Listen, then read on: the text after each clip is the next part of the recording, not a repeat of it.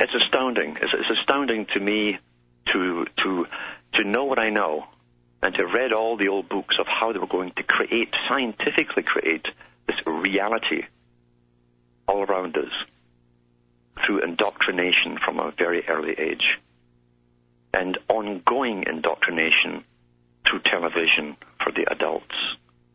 And has it ever been successful? Because the average person is so out of touch, so incredibly out of touch with the only true reality there is, that it's a different world altogether. They cannot tell fact from fiction anymore. And most people have watched so many gory movies and blood movies and guts movies put out by Hollywood, and Hollywood itself has admitted a few years ago they were getting massive funding from the Pentagon to put these war movies out, by the way. You cannot be entertained today and enjoy it. If you watch any of these movies, you have to sit and analyze them. As soon as you identify with the characters, you've lost it and you're being indoctrinated. You're downloading into you. That's what's happening. And people today, as I say, have no idea what's really going on. They hear the sanitized, sterilized stuff that comes across the mainstream news, and they haven't seen their heroes over there booting children, booting them as they come out houses because they're not going fast enough, and knocking them to the ground, or hitting them with their rifle butts and that kind of stuff. They don't see that. It's all sanitized news you get. So they think everything is some sort of big Hollywood production with John Wayne in it, where everyone has 1950s morality or something. And even that was all fake because, again, it was Hollywood. But that's what they've done. They've given the adult generation that's got the children a completely fake reality. And they're actually training your children to go up and grow up to be soldiers. Soldiers who will fight for a cause that they won't even care about. They won't care why about anything. They just want to wear that uniform and be like the warriors in the Star Wars movies, faceless, armor-clad beings, just numbers that do what they're told and shoot and kill. That's the unfortunate part of it. And not to stop there, the suicide rate within the army is shot up, and it's 3 times higher than the 6,000 odd per year they're telling you. And that's not attempted, that's suicide. That's successful. Now, another report's just come out where they've talked about autopsies on the brains of a lot of these troops. And they found the frontal lobe part of the brain has shrunk. My, what would cause that? And so the experts are stumped. They think, it could be Gulf War, this mysterious Gulf War syndrome or something. And they forget all about the testing even as far back in Vietnam, and repeated in Jane's magazine and others since then, the official military equipment magazine, on the Pentagon's desire and striving towards the super soldier through chemical means, eventually becoming cyborg, but first through chemicals. The Canadian troops who were in Somalia, this is from a documentary on the CBC News, that's a government-owned station. That's like this BBC for Canada.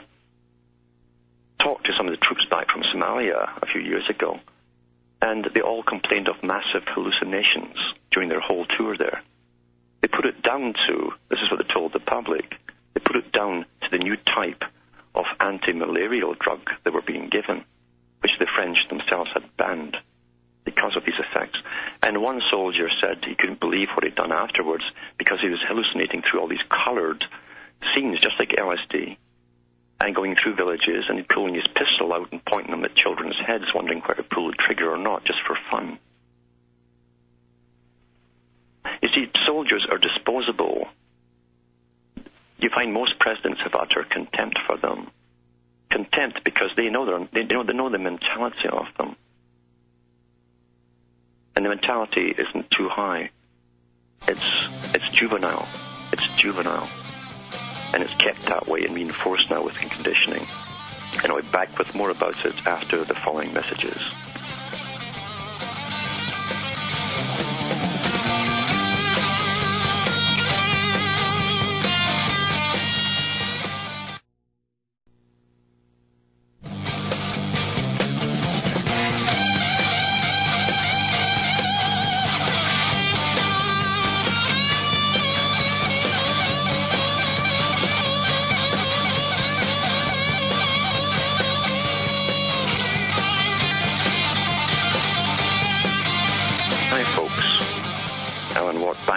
cutting through the matrix and trying to shatter some of the conditioning you've had by trying to make people more empathetic to their own children. It seems to have lost contact altogether, which was always the plan, of course, according to Bertrand Russell and others, Aldous Huxley, etc.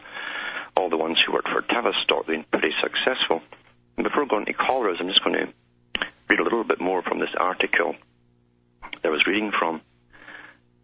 And it says, and this game is having an impact. America's Army has consistently been rated by GameSpy in the global top 20 most popular online games, with thousands of players logged on around the clock.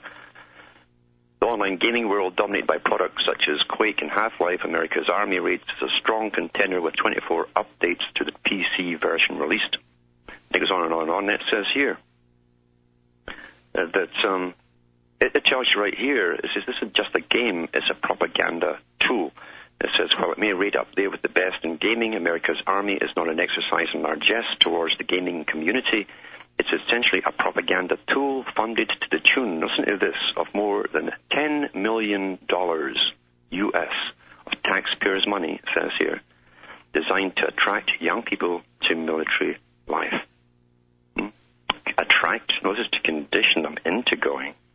Just like Manchurian Candidate, there'll be buzzwords, etc. in those games, and they'll hear the recruiters use them, and they'll go.